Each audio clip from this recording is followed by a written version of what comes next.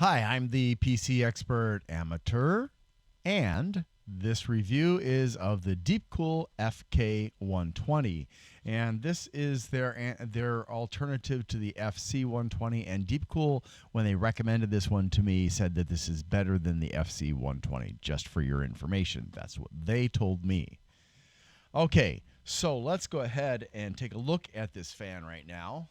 It has the signature D. Well, you can call that a DC if you want to. To me, it looks like something cryptic, but yeah, whatever. And then on the back side, a very simple sticker there. And yeah, it's a 11 blades, I believe. And it's got corner cushions.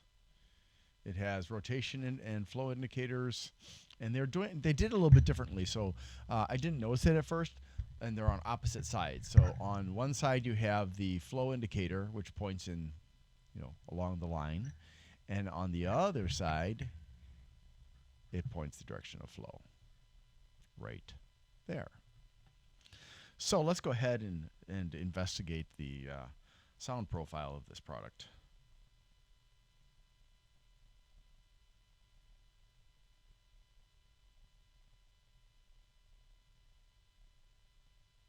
Very low, quiet tone. Ooh, wow, that just got louder really fast as far as the tone is concerned. There's not a lot of wind noise, but that tone just is, wow, that's loud. As far as that tone, it just keeps on getting loud. Wow.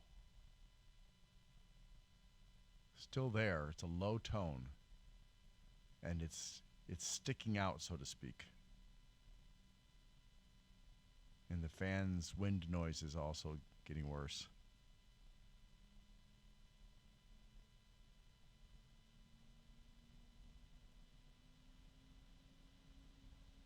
Wow, quite noisy.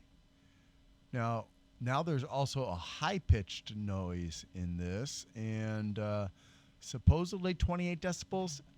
Not a chance. This is definitely louder than 28 decibels, at least right here from this perspective compared to the other fans I've already looked at.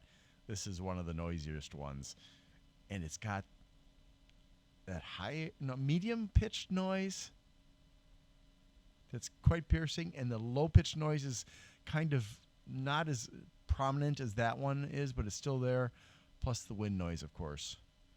So I never noticed that before. Then again, I can still hear the the medium pitched noise from over a foot away. I never noticed it when I had it inside of my case on my heatsink when I was experimenting. So hopefully, once it's inside your case, you're not going to hear it.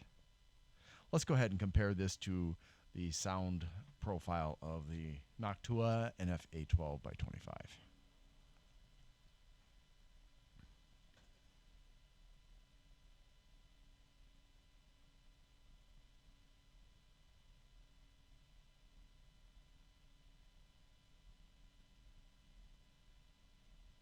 I can hear the Noctua now.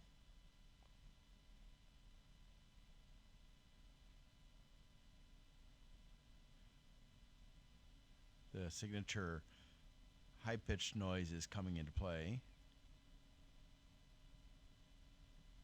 It's definitely higher in tone than the penetrating pitch from this one.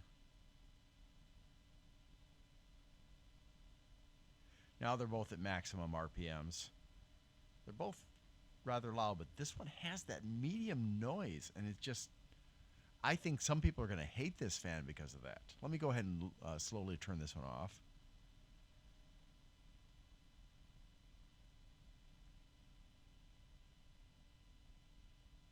Now it's starting to be drowned out by the Noctua.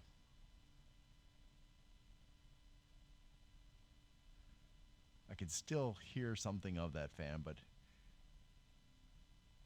wow, there's a weird noise as it's slowing down. I do not know why it's doing that. Maybe because it's cold today. And I'm going to turn off the Noctua now. But I don't know. A lot of the noise you're going to hear in these reviews is not going to be something you can hear when it's inside of your fan case. Sorry, inside of your case, especially if it's like against a heat sink or a radiator that really, or even just like a dust filter. It's going to muffle all the noise. So I wouldn't worry too terribly much about it, but just be aware that if you are really, really sensitive to noises, that is something to take into consideration. All right. So it's a powerful fan. Not quite as powerful based on the specs as the Noctua, but pretty close. It's good for using on a heatsink. I wouldn't recommend either of these fans for a radiator. They just don't have enough push power to really penetrate a radiator effectively. But yeah, on a case or on a heatsink, they're fine. Let's go ahead and take a look at the statistics. Okay, so the Deepcool FK120, or we can also call it the R-FK20-BKNPF1-G-1. Deepcool, don't you think that's a little bit too specific? I think you're giving away too much information there. Just a lot of information to absorb there. All right, so it is a black on black fan. It has a price of $22 or so, and yeah, I think it's a reasonable price, but with that weird noise it was giving off, I don't know.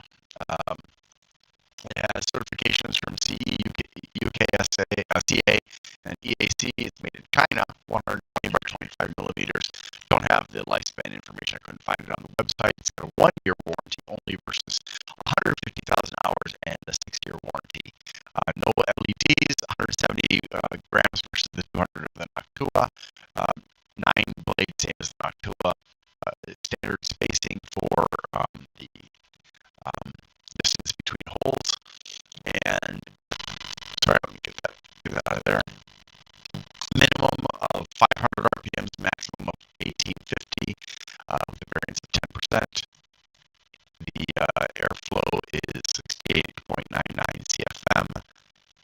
The static pressure is 2.19, which is 0.15 or so less than the Noctua, and the CFMs are better than half what it is for the Noctua. Well, better than half the Noctua, so at 102.1. Sounds like a radio station. 28 decibels, I think probably they're under exaggerating it. And then the power cord is 26 centimeters. You can't daisy chain it. The PWM fan with fluid dynamic bearing, 12 volts rated, 1.44 watts, 0.12 amps. It does have, as I showed you, rotation and flow indicators that are kind of unique. And it rotates in a clockwise manner. 4 screws and corner cushions, and that is all that it comes with. So that's all there is to that fan. Go back here really quickly, and we take a look at power consumption, because both of them are PWM. They both have FPV, although the Noctua SSO2 is definitely superior to what the Deepcool uses. You can see voltage is the same, basically. The wattage is slightly higher on the Deepcool, and so is the amperage, but basically the same. And of course, the Noctua comes with lots of accessories: screws, rubber pins, rubber gasket, corner cushions, low noise adapter, a 2-way splitter, extension cord. Yeah, so it's a lot more complete. And so I guess whichever noise bothers you the least, this is a good fan for a heatsink or a case. It's not a particularly good fan for a radiator because it just doesn't have enough pressure to it. But yeah, well, Thanks for watching, and I hope you have a great day.